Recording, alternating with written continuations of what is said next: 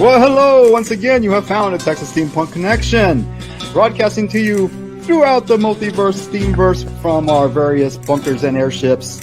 With me, as always, is Thax, Gentleman Adventurer. Hello, hello. With me, Ms. Jack from Steam Chest. Hello. And you have with us today, Master Blue Stocking from Steampunk Dollhouse Podcast. So once again, we are here to talk, probably about steampunk, most likely, because that's what this is about. Thank you for listening to the Texas Steampunk Connection. Oh, all right. Not again. Not again. I didn't know if it was going to cut off or not. Okay. The music was by Splat Cat. Splat Zap. There we go. Zapsplat.com. Thanks for giving us some music. Hey, everybody. Welcome to Texas Steampunk Connection. Blue Stocking could not be with us tonight. In exchange, we have Jenny Lynn Shaver, the steampunk multimedia artist. We're lucky to have her. We've been talking about having her on the show for quite some time, but other things got in the way. But she's here now. I'm very excited.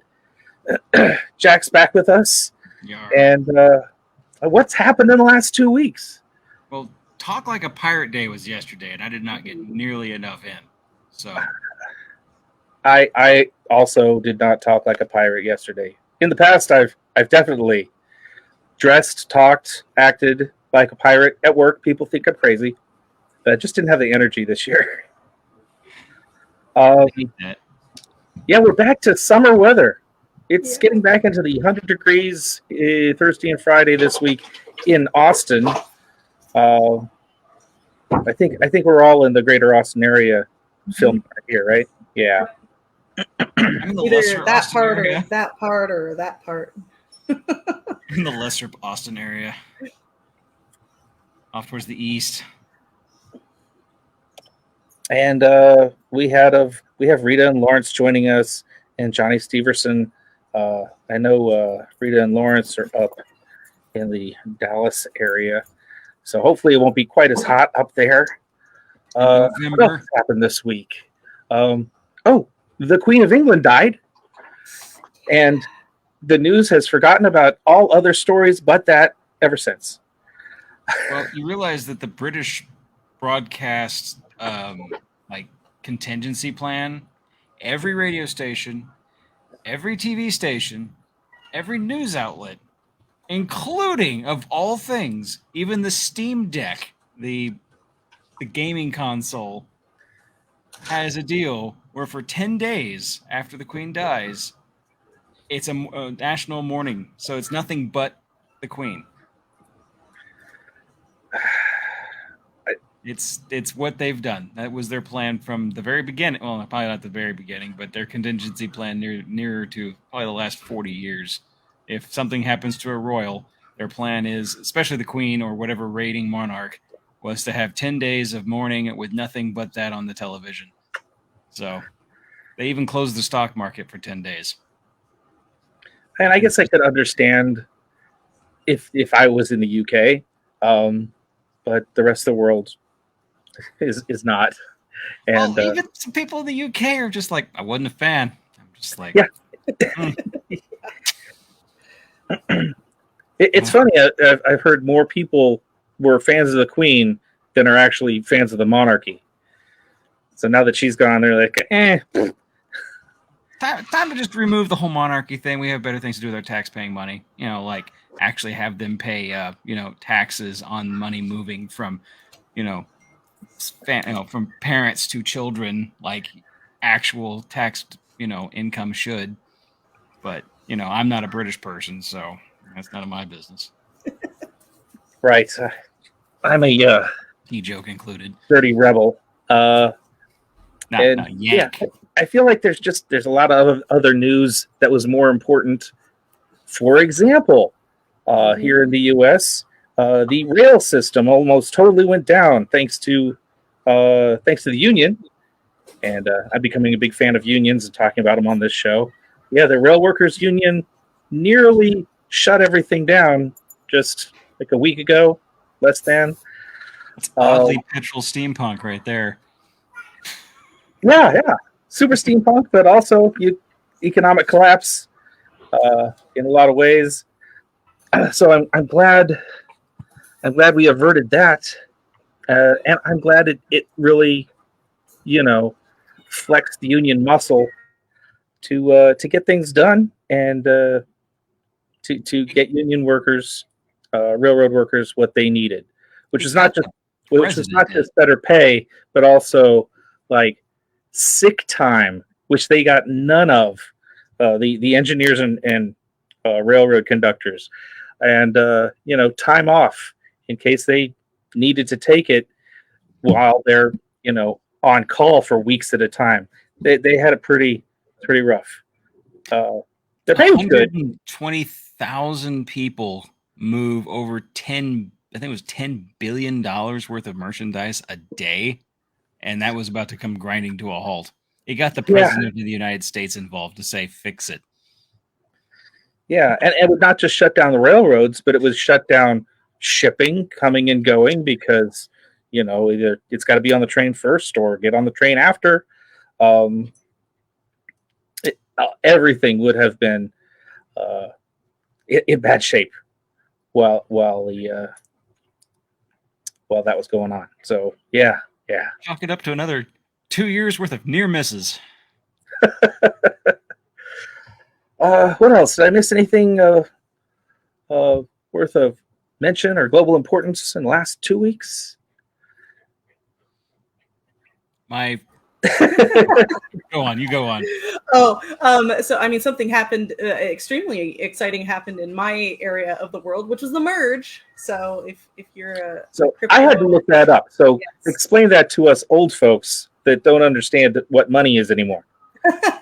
So Ethereum, which is one of the two major cryptocurrencies, there's Bitcoin, which everybody knows about. Ethereum is its second iteration, I guess. If Bitcoin is sound money, then Ethereum is ultra sound money. And Ethereum was moving from a proof of work model to a proof of stake model. And there's a lot of things that took to make, but essentially what that means is that Ethereum now uses less energy globally than PayPal.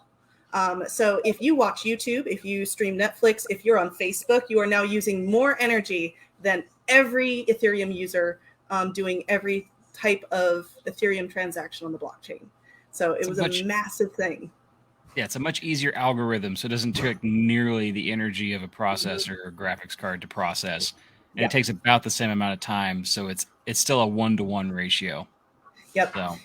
Yeah, and it also one of the things that they programmed into it was that you could mine Ethereum, and with proof of stake, they have reduced the amount of mining yield that you get, and so it lessens people's desire to mine, which also lowers the amount of energy consumed. At least that's the theory. But if I know people and money, I know that they'll do anything to get more money. So about that percentage you can make and slicing it just so it's still profitable. However, it just made my Ethereum get more expensive after the bounce of people buying and selling it. So in the end, it'll be better for us all. I was around ETH back when it was 20 or 4,200.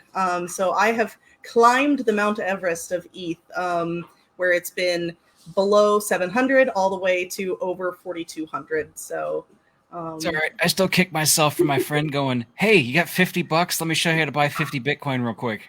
And I'm like, that sounds like a scam. And now I'm sitting there going, man, I could have been living in my third house. Yes. Yeah. It's an interesting industry I work in. I work with really, really poor artists and really, really rich collectors is the corner of the industry that I work in. You may figure out a way to move more of this over to this. Mm-hmm. Yeah. Exactly. So the NFT market then. Yes. Yeah. I do a lot of NFTs. And I also do a lot of education on getting people onboarded onto the blockchain, especially women and underprivileged communities or people that have been historically and systematically pushed aside. So when you mean getting them on the blockchain, do you mean like grabbing their phone and installing, well, not Voyager anymore, like, MetaMask, FTX. yeah, getting them their first cryptocurrency wallet, giving them a good fast rundown of how to stay safe on the blockchain and not get your money stolen or your NFT stolen. Teach them how to use MetaMask, install it on their browser, Nice. and then plugging them into the communities that they're going to be most successful in. So if they're devs, if they're artists, if they are community managers or visionaries, any of those different communities. There's all different sections of the ETH community that you can get plugged into and learn a ton very quickly, because everybody was new here once. And most people love to share information in the ETH communities I'm in. Real quick on that, I have over 700 YouTube videos. Can I turn any of those into NFTs? You know what? As soon as if you look at like the list of energy consumption, YouTube is one of the highest ones out there. And so if YouTube were to move into a proof of stake model, that would drop the energy consumption that YouTube is sucking up so much more. And not only that, it would bring back ownership to the creators instead of a corporation, which is one of the biggest things that I am a maxi of in the Ethereum community. So it sounds like we need to talk to Rumble into this, because Rumble would do better. Yes. Rumble might be into it. Yeah, there's a couple different platforms that are trying to be the next YouTube, but let's be honest, YouTube is the next YouTube. They just got to figure it out. And this is all valid because we do have this show on YouTube. Very few of them, but there will be more of them shortly. I keep saying that. And Rumble, not to mention other places where this would be wonderful to get up on the thing that I'm being on the blockchain is a very weird thing for people to even consider. How is it less consumption of energy? That's what I want to know, because it still has to be spooled up on a hard drive somewhere and fed to you. Mm-hmm. I mean, one of the biggest things that you have to think about is that no matter where your data is stored, it's stored somewhere physically. So we think about the cloud as being like up in the ether, right? But clouds are just hard drives or hard drive banks. You think about these warehouses that hold AWS servers that hold banks after banks after banks of where our information is stored. And so when we move into these models that are faster and more efficient at processing energy, they take less energy to consume than our old machines. There are some programs I turn on my computer and like I can literally hear my beast go, it's kicking up the fans, the power supply is maxing out. It's getting hot because it's working that hard. And but there are other programs that I use and you can't even tell the computer's on. And so that's the difference in proof of stake versus proof of work. The amount of processing power that's needed to do these new transactions is so much, it's streamlined. And it's so like a more efficient algorithm of, instead of some guy going, nope, this code will work. It just barely works. It'll work. Yes. It might take 500 more milliseconds per trans, whatever, but it works. Yeah. And okay, so it's more of an elegant situation or solution. So when I got into Ethereum over a year ago, they were talking about, the merge is coming, and it took until the 15th to actually they kept rescheduling it. Jeez. Yes, and every time, it was like, oh, the Bellatrix is upgrading today. And I'm like, is that a Harry Potter character? And they're like, no, it's part of the merge. And I was like, oh, okay. I'm like one little tiny ass fork doing its thing. Yeah. I'm glad somebody else is asking these questions because it's all like, okay. So basically what a fork is that, hey, give us some of your ETH and we're going to do a different thing with it. We're going to use it in our own, we're going to name it something different. It's going to act slightly different, but it's now our own it's our indoor bucks. It's our Bucky bucks. And, or in this case, it would be like our Steam Chest bucks, but it's still a 1-to-1 ratio to ETH somehow. I would probably turn 100, I turn 1 ETH into like 100 or 1,000 Steampunk bucks, but it would equal somehow. So all of those transactions still flow through the main backbone that is ETH. It's like taking a stamp to $1 and saying it's something different, but it's still legal tender exactly like $1. Absolutely. And there's actually currencies like USDC that is pegged to the dollar. It's called a stable coin, and it's probably the safest option to store your money in as far as cryptocurrency goes, because it doesn't fluctuate, except the US dollar does fluctuate. So, and watch out for stable coins that give you too much interest, because those aren't stable coins. They're invested too heavily into other things and kind of this big circle jerk of like. I remember hearing stories only a couple months ago. Yes. Such stable coins are now they lost their stability and they're worth like pennies on the dollar. That would be like a bank basically saying we're loaning it. They're supposed to keep 8 to 10% of their money they loan out in the bank. But what happens is that's only happens one day a week when they rent money from the Federal Reserve when they know the Federal Reserve guy is coming. So literally the truck pulls up with the money, they unload it. The Federal Reserve guy gets out of the truck, goes to check it's in the vault, and then gets back in the van. The guys carry the money back out, and then they basically charge the bank interest on the money they had for the 30 minutes and then drive back off. That's how the Federal Reserve makes their money, and they make sure that the bank is within its rights, but they've charged out way more money than they actually own at that bank.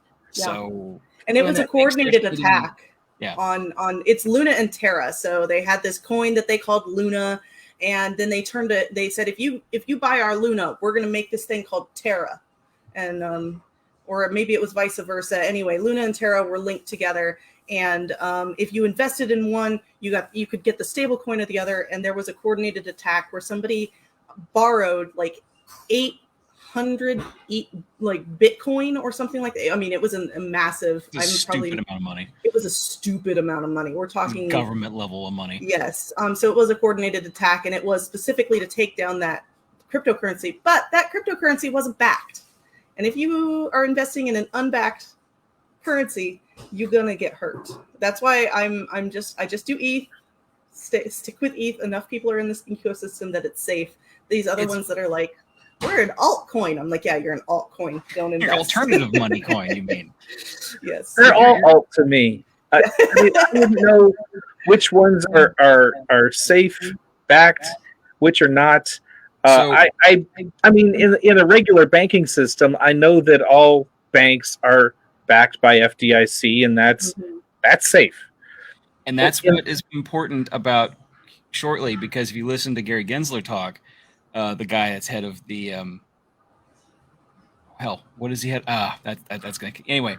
He's one of the Federal Reserve guys. Federal Reserve, or he's the I am blanking right now, and I know this, but he's one of the government guys that talks about this and actually have to go in front of the Supreme Court or the major bodies of government and explain himself and why we're doing things we're doing when it comes to the U.S. Securities and Exchange Commission. Yes, SEC. Not like I am not certified myself under the SEC and FINRA and a whole bunch of other things as a financial planner or ex-financial planner. But basically what I'm waiting for and what JP Morgan and a bunch of these investment firms are waiting for is they want to make mutual funds based on all these different coins so that you can see the benefit of that and also the downfall of that. But the thing about putting your money in a bank is that it's insured up to $250,000. Great. That's what we all really need to happen with Bitcoin. And they keep talking like Bitcoin's an actual security, and everything else they haven't really. They're dodging the question like magic, like Neo when it comes to all the bullets. Anytime people ask, well, why is it different? It's like it just is. We can't tell you why yet, but it doesn't act like a normal. It doesn't act like a normal Bitcoin or cryptocurrency, and so. But the moment that the government basically says it's FDIC insured is when you're going to see mass adoption of it. I mean, the fact that 4 years ago, suddenly I could spend it at Dollar General on their little like card thing, and I'm like, that seems sus, but it's coming. And I knew that at that point in time, if Dollar General can take Bitcoin, then suddenly I might as well have as much as I can possibly get at this point. I'm sorry. I have a pepperoni pizza bagel on my desk, and my cat just ran up, grabbed a pepperoni, and ran off. That's a smart cat. Cheers, I saw that fluttering up. I love you, psych! Yes, that was exactly what it was. That's exactly what it was. Yes.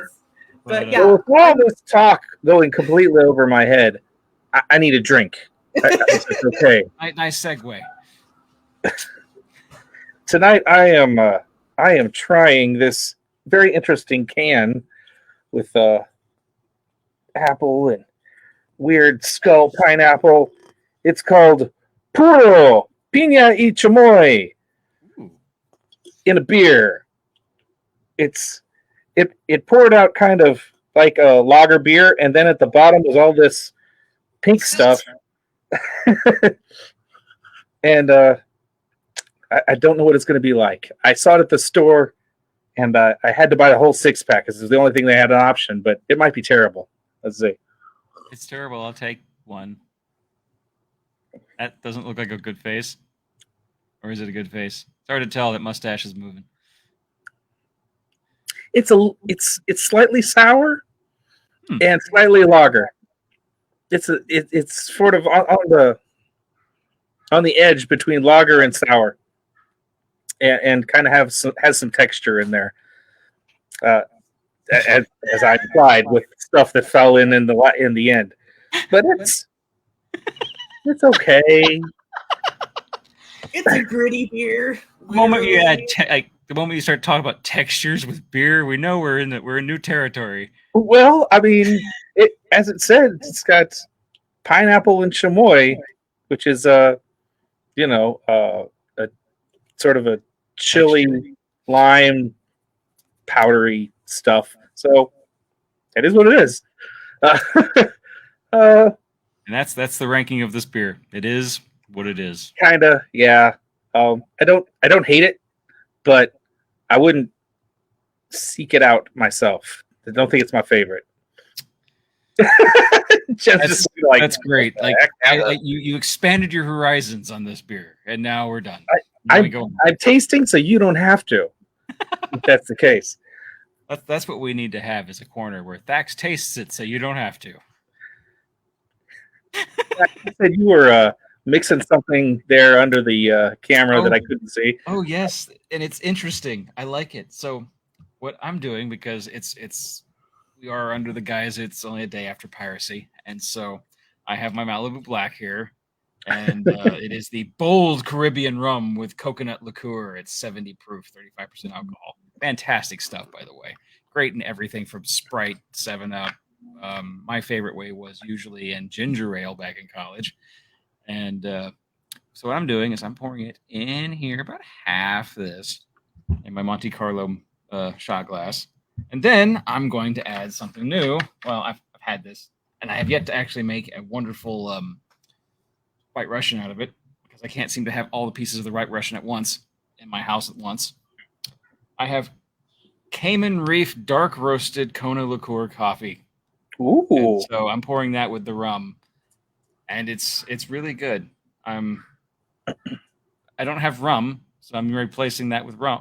I don't have vodka, so I'm replacing that with rum, and then just pouring coffee liqueur into it and calling it some sort of pirate coffee, pirate Russian. I don't know, Russian pirate, Ukrainian. I don't know. We'll figure it out. So you're doing sweet girly shots. What? So I'm actually just pouring my second one into the European shot glass. Before I was using my National Security Agency shot glass, which is a full-blown American shot glass. Thank you very much. Judgment. Yeah, I don't have my double shot over here, the Texas. It's in the closet. Let me pull that one out next time. Okay. Something like Jaeger. You want an entertaining? You want a show where I don't shut up? There we go. That's the show. Just talk continuously the whole show.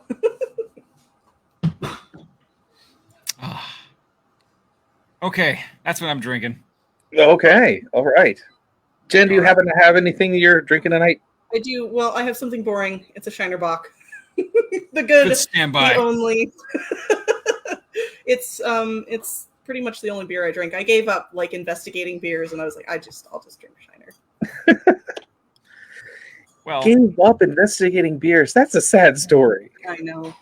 Well, you should come here more often, so Thax can, it'd be adventurous for you. Yes. You can taste it, so you don't have to. We've been making our own like slushy sex on the beaches at night. But if I start drinking that now, by the end of the show, I'm going to be like. See, that's what you want in a good quality podcast, right there. Yes. That amount of lean back. Jeez. That's when the great stories start coming out, when you get that comfortable. So earlier today, you mentioned that you had created a new art piece that you were offering as an NFT. Mm-hmm. And since we've been talking about imaginary money, yes. I've got so many questions. I've got the vaguest of understanding of NFTs, and it doesn't. No, I don't have any understanding. I've had it tried to be explained to me, but it doesn't make a lot of sense to me. The best maybe you can way help that me I've out. heard an NFT to be used in a day-to-day basis would be if you stuck your medical records as a like an altcoin, so that if you ever needed to go anywhere in the world and you needed to show some of your medical records that were safe and secure, you'd be able to give them the number, and they would be able to pull your specific coin with your specific information on it to that doctor, and it would be in like multiple different places, so they couldn't change it because it would always be checked against all the other documents that are the copy and say, oh, this one's flagged as tampered with, then we got to check it. But that is one of the coolest ideas I've heard outside of like art, is being something very unique. Or if you wanted to track a certain cow that gets cut up into pieces and then track all the pieces through its process of getting from the becoming a cow to becoming your dinner, is having these essentially a crypto blockchain attachment file that's following it. So like it's attached to the truck. So as the truck's traveling, it'll know it'll be stamped with every however often the temperature change in the truck was. So you'd be able to have all this information about if it was spoiled or not, within its basically cost of goods sold building up to your plate. So it's just an easier way to start tracking lots of stuff at once. And are you telling me I could buy a cow as an NFT? Not yet. You can do that too, but that's not what I'm talking about. Yeah. No, okay. No, I'm saying that you can use the fact that imagine having a guy basically stand by, gave this cow a number, like a barcode. Barcodes are the easiest way to explain, really, to figure this out. Everything has got a barcode. We understand. Why don't we stick with the artwork, because that is an actual thing that is actually an NFT, right? Well, so the NFT is just a contract. It's what it is it's a on the blockchain it's like a record book or a ledger, and on that ledger is every transaction that's ever happened. And so when you attach this contract to a piece of artwork, we call it an NFT, or a non-fungible token. Without there's every NFT has something behind it. So you can there are projects where you can digitally own 1 hectare of rainforest, and it protects it from logging companies. And so even though you can't physically go to that piece of rainforest and stand on it and be like, this is mine, you can actually digitally own that through the blockchain. And that ownership is tracked through the NFT. So in NFT world, we can think about it like a digital provenance. Provenance is a fancy word for the history of a piece of art. So when we look at a Van Gogh, the verified ones will know every owner that has had that Van Gogh back to when Van Gogh actually put the paintbrush onto the canvas. And the same thing happens with NFTs. There's no way to spoof a contract to be like, oh no, this isn't a Van, or this is a Van Gogh, and then you look back at, oh well, the person who minted it wasn't Van Gogh. It's a very easy way to track where these things came from, who's owned it along the chain, and who owns it now, which is you. Okay, so I have clearly a big misunderstanding of NFTs, because in the past, someone will make a piece of art and then say, I'll sell you the NFT of this art, which to me meant like I'm buying a digitally scanned copy, and that is the official copy, and all the other copies that might be made are less valuable, but it's all just digital copies. But that's not right. That's not quite. No, that's not quite accurate. I am getting a contract or a proof of ownership, a data set stating provenance of whatever actual physical thing that I bought. The physical thing, it's kind of a weird thing, because I can sell you basically an overpriced JPEG, right? That's one of the slang terms that's thrown out there, overpriced JPEGs. Right, that was the concept I had, but that's not right. No, there's so much more to it, because with that ownership, you get rights. So there's an NFT, they're super lame. but they're very popular, called Bored Apes, the Bored Ape Yacht Club. And when you own that Bored Ape, you own all rights to that piece of artwork. So you can go and film a TV show with that character that you didn't create, just like Seth Green did, because he bought that NFT. You can actually go to like restaurants that are based on a specific, what do we call that? IP, intellectual property, of that Bored Ape.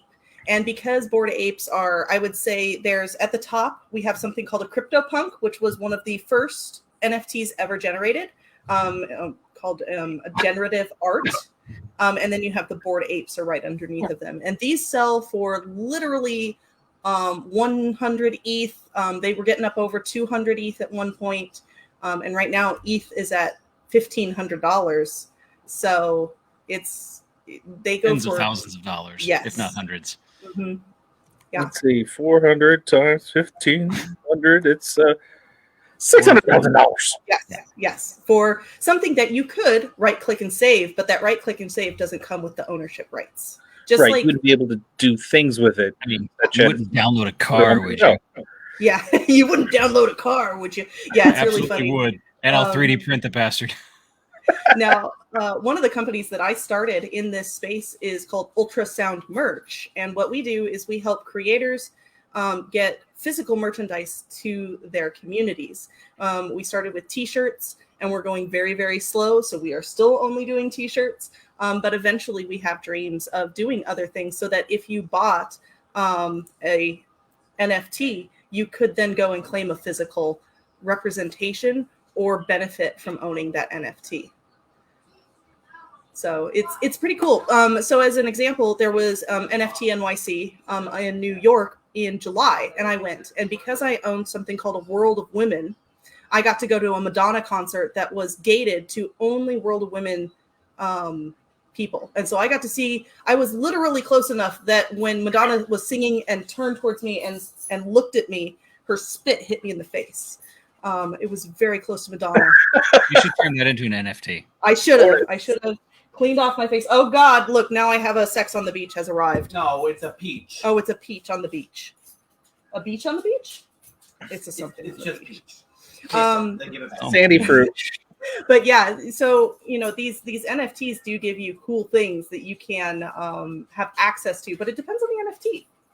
Yeah, like you said, it's kind of like just a contract. So it's a contract that either goes with a virtual or real item, or is tracking something, or is personal information that you want to have encrypted but able to be accessed by anyone you give a password to. Mm-hmm. So it's kind of where the online world presence, to try to stay away from governments and large organizations and whatnot, you could actually have your virtual self on the internet and safe, because it is the way it is. So yep. Yeah, and actually I had made a free NFT for everyone for the merge, and I had put it out there, and as of about 15 minutes before the show, I finally minted out of them. They've been up since Friday, so I was like, I was going to give away an NFT to you guys, but I'll make another one for another show. You'll have to help us set up a wallet. Yes. I think I can get them on FTX. I haven't tried NFTs that way. But yeah, I wanted to also share with you guys, I'll drop it in our little secret chat here, an NFT that one of my friends made today that is actually AI generated, but it is, I think she gave me a total of the number of AI generations that she needed to make this one, and let me count it up. She said there were 4 prompts for the brooches, 1 prompt for the background, 1 prompt for the hat, 1 prompt for the goggles, and 1 prompt for the suit, and 1 for the face. So that's 1, 2, 3, 4, 5, and 4 is 9. 9 different AI files that she then had to manipulate to turn into one image. And so that's she is using Foundation to do these. So, and she does steampunk stuff right now, which is pretty cool. So nice. That was the one I minted today. I don't know if if either one of you guys want to share your screen and show that. Sure. It is basically AI art, especially in the NFT world, is becoming very, very popular. You guys talked about it on your last show. And I'm highly involved with several communities that are investigating the technology and incorporating it into real art. And so this is one of those. Sorry, this is taking me a moment. It's always I got it. You want me to get it? Oh, sure. Go for it. There we go. So one of the things that we realized when we first started seeing AI art Hold on. There you go. Sorry.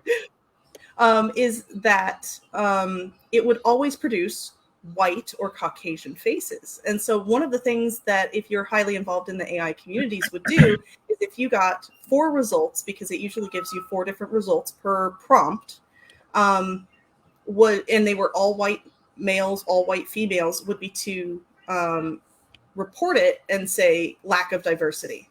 And so when I've done my own NFT generations, I'll do an astronaut doing this, and it will actually give me African-American astronauts, which I think is incredible. And so she did a prompt. She did steampunk top hat, and it gave her a gentleman wearing the steampunk top hat, but she didn't quite like how the face looked. So then she generated just a face.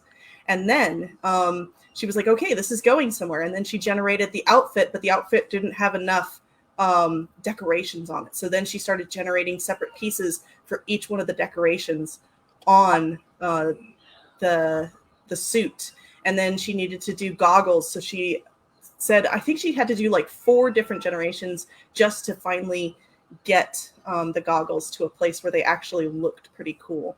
So it's an interesting technology. Right now, you still have to do a lot of micromanaging to get it to look good, but it understands steampunk very, very well.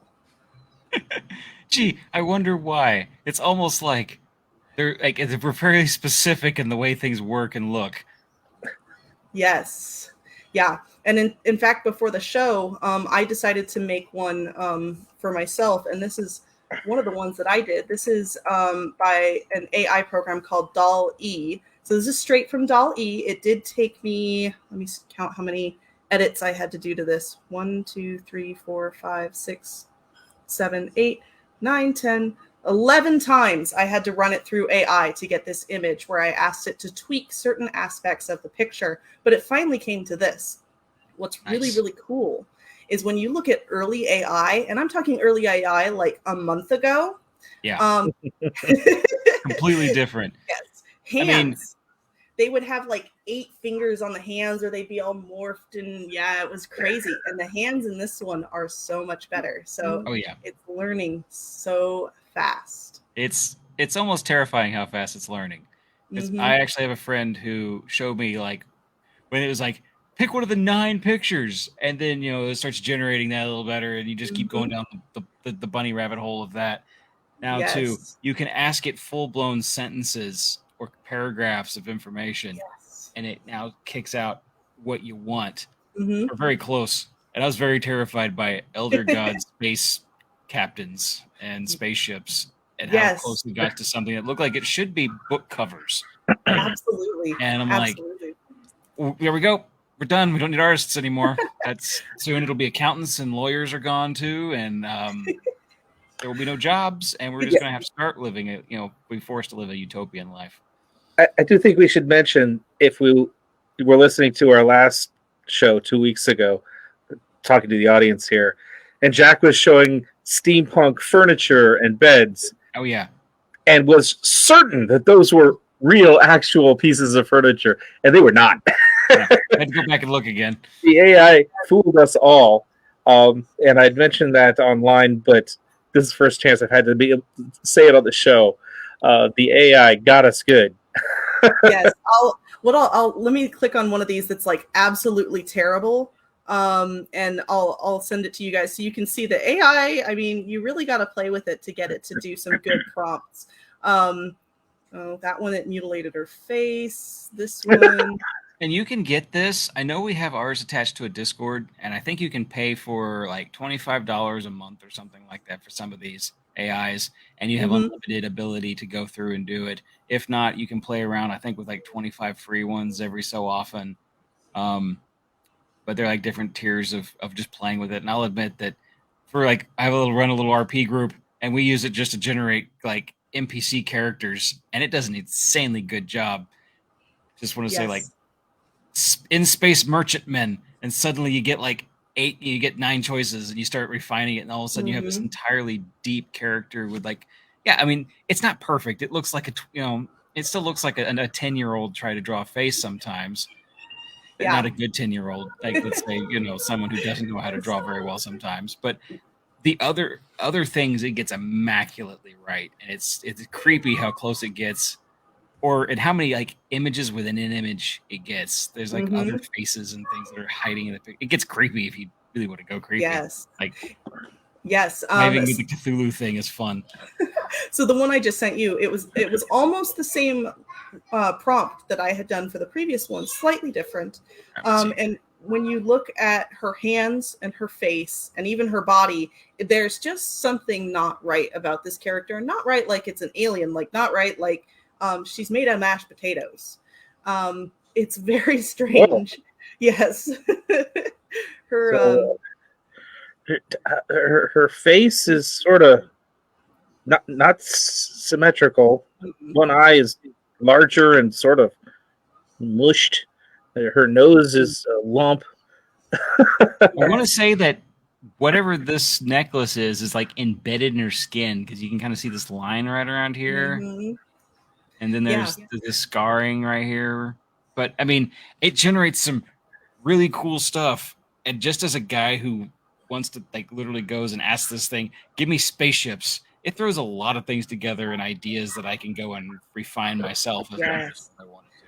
Yeah. So I think that's the most exciting part for AI is sometimes I'm having a hard time composing an image in my mind, or I know what it should look like vaguely, but trying to get to that final image is throwing me off, especially like forced perspective or certain angles that a body turns. You need reference images, and you may not be able to find those reference images, but you can have an AI help you compose an image and then go off of that. And a lot of times, like for DALL-E, I can get 150, button clicks essentially for $2. yeah.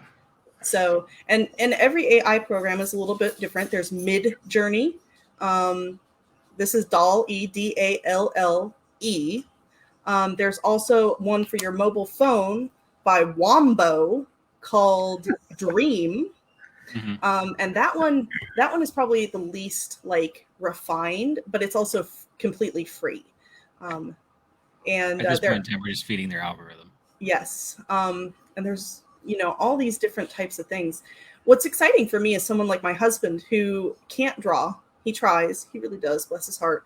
But it frustrates him because, again, what he wants to produce is not what he produces. And so he can go on these AI things, type out a sentence, and then refine it a little bit, and like, that's what I was looking for. That's what I wanted to make.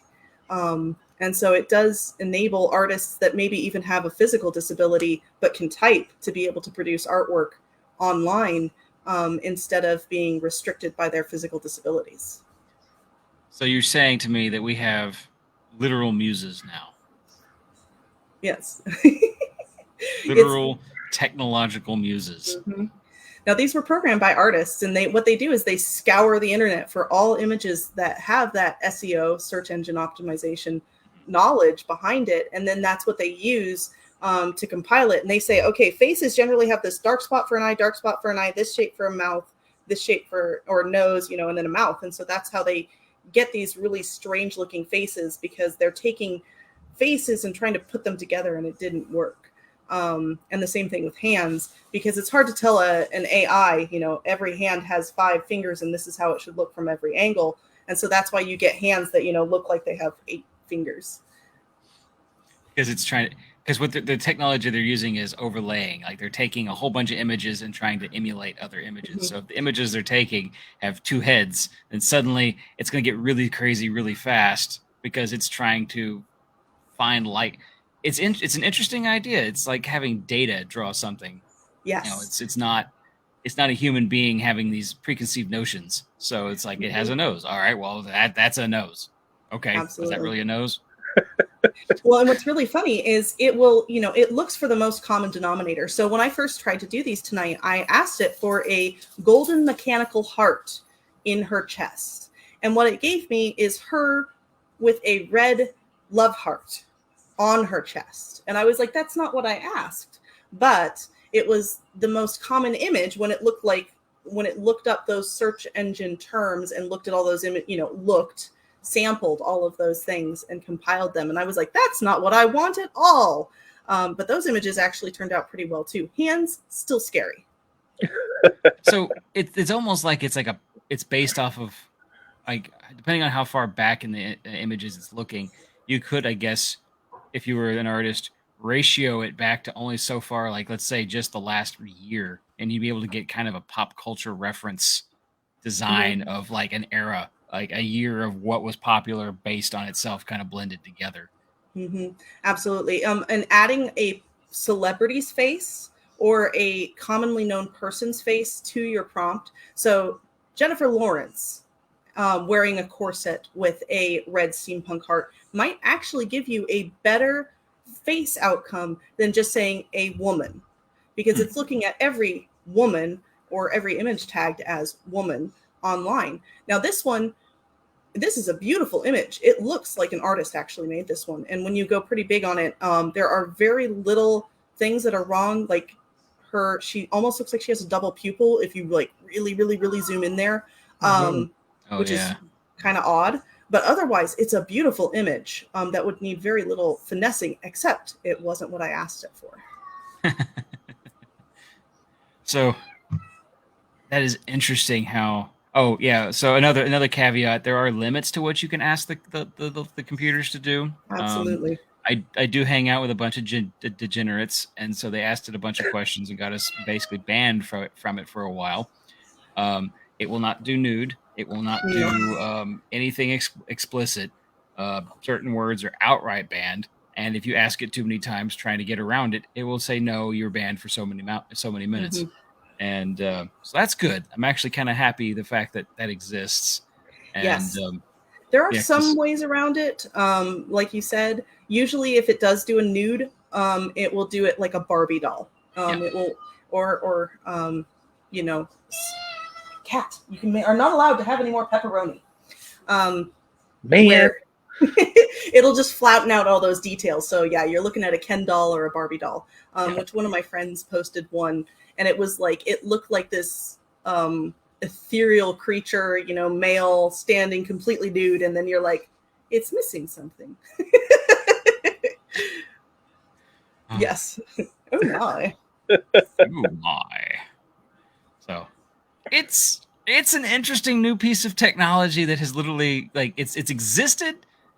Because I was talking to it about my father-in-law, who's been into computers for since the 60s. And he's like, yeah, fractals were a thing, but it took you 24 hours to render one. Yes. And, you didn't know what you got at all until it was done. And God forbid the power go out or get crashed. And we've come a long way from fractals to, here we are going, it's better than some art form, especially 100 years ago in a lot of cases, except for Perspective's case. Like anything mechanical, like that airship or the air balloon behind it was perfect. I would have figured that was, if it's things that have very high tangible, like rope. You ask it to draw rope, it draws rope really, really well. Human beings, it's getting, like you said, the last month, all three of them, mainly the first two, are a lot better at people these days. Yeah, and really beats up my weird spaceships too. I don't have a link for you guys on this one, but a couple weeks ago when I first started experimenting with Wombo, the Dream one on mobile, it allows you to upload an image. So I uploaded an image of me in steampunk makeup, and I chose their steampunk effect and gave it a prompt. And my prompts were very, very simple, such as clockwork skull or steam-powered city. And so it took my face and melded it into these shapes, and it was very, very cool. And now that's kind of something I'm excited about, is to be able to take a piece of artwork that you already have and run it through these things and just like totally change it. Yeah. Huh. So my question, since we were talking about NFTs and tracking ownership, Mhm. and now we get into this AI generated art or AI stolen, copied, and mashed together art. Who can we say is the owner or the artist? How does any of that work? It's At least if you take your own personal art or a photograph that you took, you can make an argument that this is a something that belonged to me that I have now edited and created or made the machine create, but I get to say I own it. But when the art is lifted a whole cloth from the mysterious cloud of stuff out there, like, what kind of rights do you have to it, other than it being cool and you get to see it? Like, can you publish it? Depends on which program you generate it through. Certain programs ask you to not turn them directly into NFTs without editing them, because they do feel that computer-generated art is not something that you can claim ownership to, even though you were the one who typed out the sentence. Other platforms say, we want you to publish these as NFTs, and that's part of when you sign their user agreement, you get to, but only if you have a subscription. So Midjourney, which is the Discord one, is one of those, that as long as you paid for the credit that you use to generate the image, it is your image.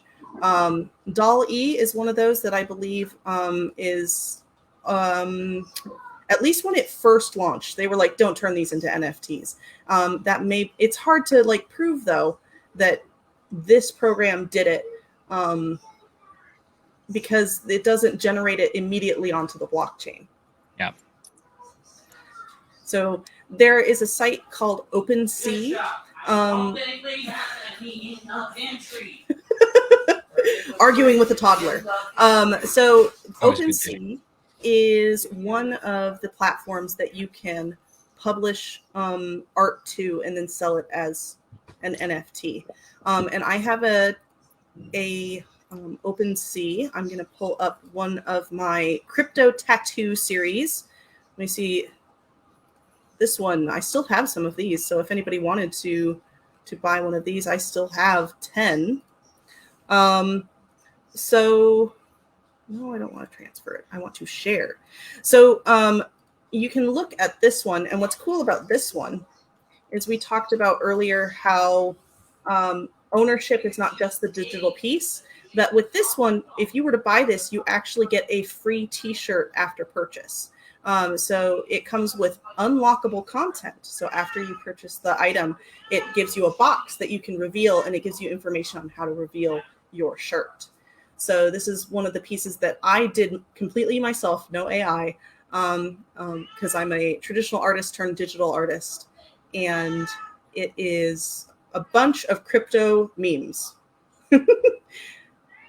Oh, So interesting. yes, it's like it was sold through Bankless DAO. If you are big into crypto, you've heard of Bankless, the podcast, or Bankless, the newsletter. And Bankless DAO, Decentralized Autonomous Organization, is an organization that was formed underneath of the podcast, where a bunch of us who agree with what the two founders of Bankless are talking about get together and help onboard people into crypto. It's one of the things that I make zero money at doing, but it's very important in educating the space. And so Bankless DAO actually released this as one of their featured NFTs one week. And so that's where it first was available for purchase, and I have just a handful of them left available. Very nice. Yep. What are you trying to do? Where are you trying to Price. Oh, interesting. Okay. Huh. Yeah, and as you can see, I think one person it has like it's resold higher at a higher price from somebody else. So somebody did resell this NFT, but otherwise everybody who holds this NFT holds it forever. Yeah. So Should are hunt you them selling down. multiple NFTs to On the this same one, piece yes. of art? Yes. So this one, when I first made it, I made 200 in total to make sure that Okay. everybody who was Like limited prints. Yep, limited Okay. prints. Okay. And so when you get one, it will actually tell you this is number 43, this is number 52. And that is your specific print. And that specific NFT is also, it has its own specific contract. So that one isn't going to be confused with anybody else's same version of this. They look the same, but if you flipped over the canvas, the information on the back is different. Yep. Now, after the original sale, I asked for, I think, 15 to be held back and not burned, and the rest were burned. So that's why there's Burned. only, yes. So like they simply disappear, and there's no longer 200 copies. There's Yes. 147. Yep. Yep. And what's really funny is on OpenSea, when you tell it to burn, it doesn't actually like make them disappear. It sends them to a burn address. And that burn address is essentially sending it to an incinerator. You can never get it back out, but you can still see it's over there. It's a bank account no one owns and no one can Yes. ever own. It Yep. is just it's a hole in the ground. Yep. Which, if you ever lose access to your wallet, it's kind of the same thing. My brother owns half a Bitcoin and hates himself every day because he can't remember the password. Yes. Yes. I had a friend who had 23 ETH on a wallet, and then lost that, what they call your seed phrase, and he could it's never like get back into it. 18 words or something. Mhm. It's a really insane password. Yes. Yeah. And that seed phrase, no one but you should ever have that, even tech support. Because if you give it to anyone, it will find its way to bad people, and you will lose everything. Now, what do you think of cold wallets? So I have one. I just don't have it set up. So let me show you here. I actually, when I went to NFT NYC, we were talking about like things that you get for owning NFTs. One of the events I went to for Moonbirds, we're giving out ledgers. Okay. So I got a ledger. It's still saran wrapped. Cold wallets are interesting. So a hot wallet means it's connected to the internet. A cold wallet means it is disconnected. So inside of here is this thing that looks like a USB, and no one can get to it except you. And it is a good place. It's like a safety security box for your NFTs.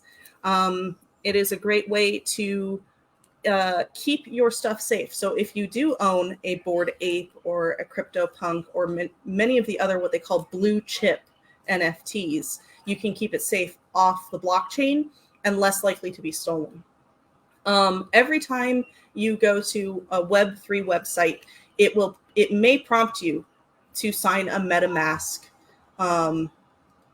basically contract. And sometimes that contract is just saying, hey, you're on this website. We'd like to look at your wallet and see if you have anything that we can give you a reward for, or if you're a member, you get special access privileges.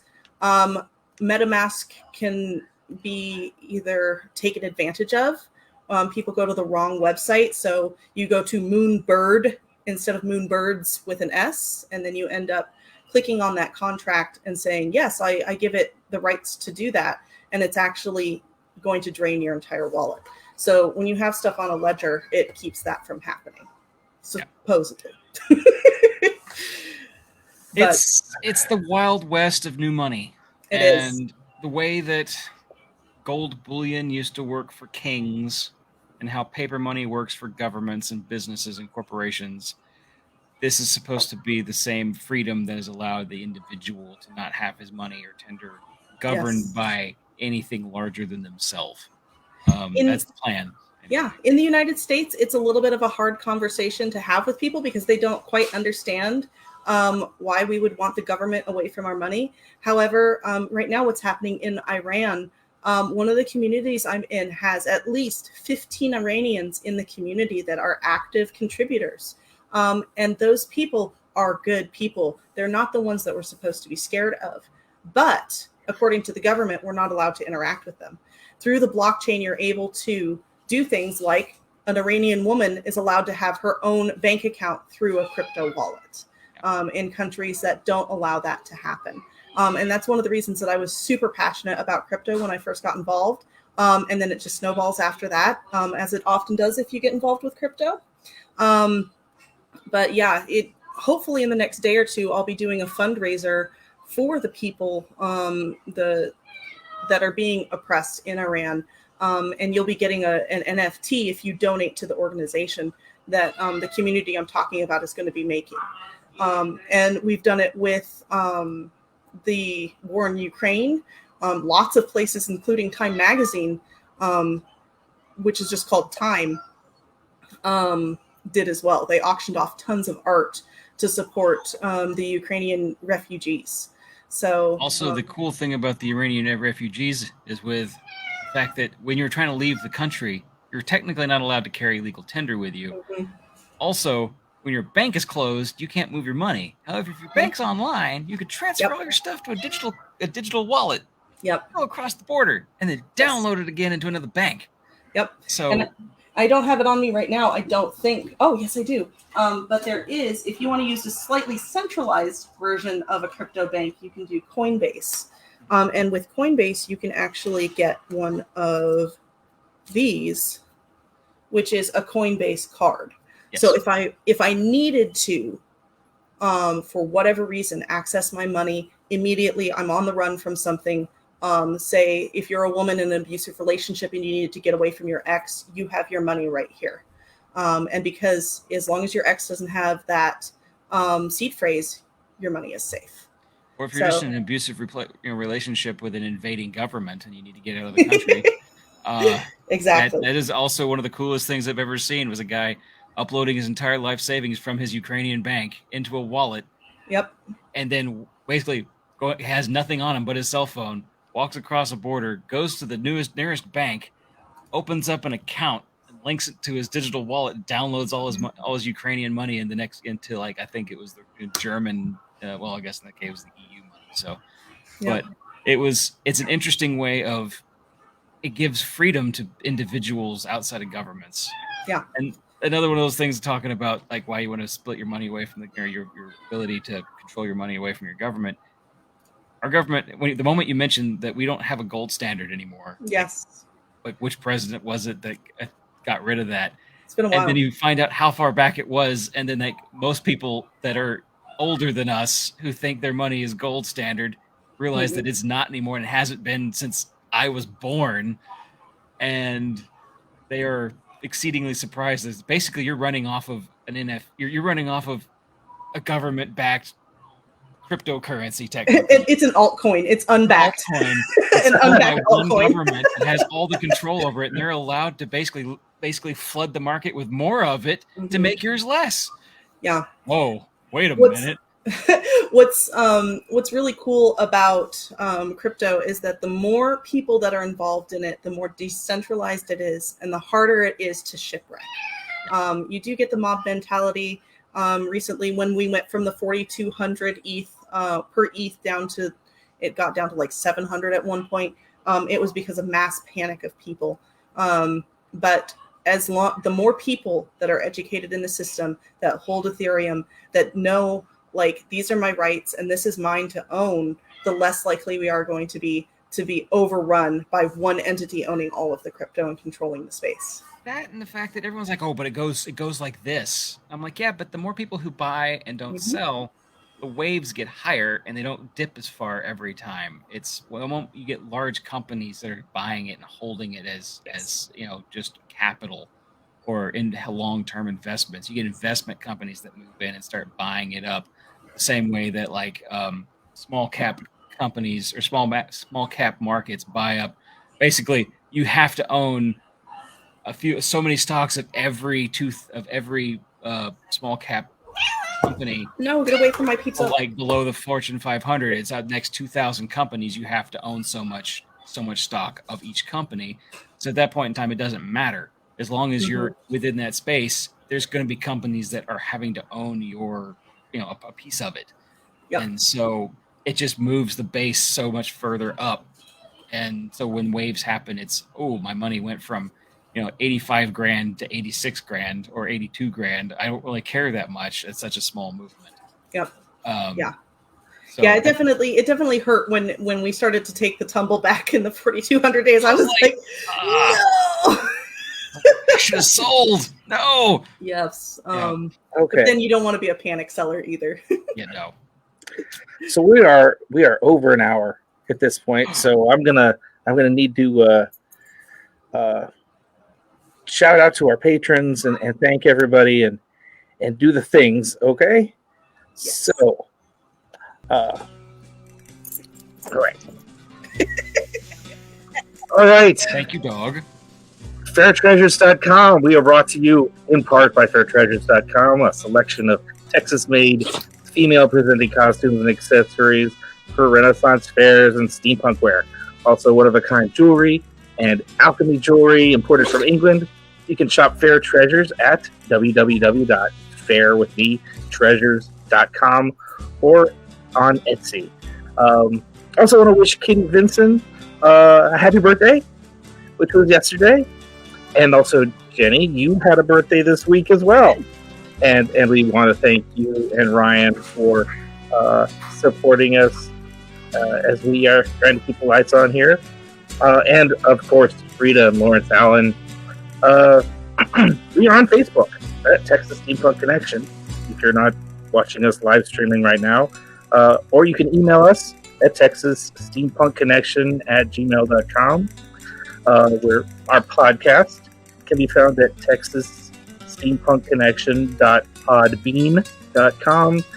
We're on Twitter at TXSteamConnect1 and YouTube and Rumble through the Steam Chest subscription box that Jack manages. And no less important, our music is brought to you by Zapsplat.com. Although Facebook will block it for a few hours to a day until I catch them, I must insist it is brought to us legally and for free thanks to Zapsplat.com. Zapsplat. Jenny, thank you for joining us tonight. It's been very informative on subjects that I have very little understanding of, but that's the future. Does anybody have anything else to add before we sign off tonight? Thank you have, for having me. Yeah. Email or something that you could give people that have questions that could hit you up personally. I have a Twitter, so I spend most of my time on Twitter. You can come over to my Twitter. I am Genetics Design on Twitter. So you can see it spelled here, Genetics with a J, because I am Jenny. GENETICS. Yep, JEN. Yep. So thank you all, and I'm glad that I got to nerd out a little bit about steampunk and NFTs. It's something that I don't get to do both of at the same time ever. Well, we've enjoyed you being on here, and I hope we have a chance to do this again. Yes, definitely. This would be fun. Until then, everyone, mind your gauges. Mind your gauges.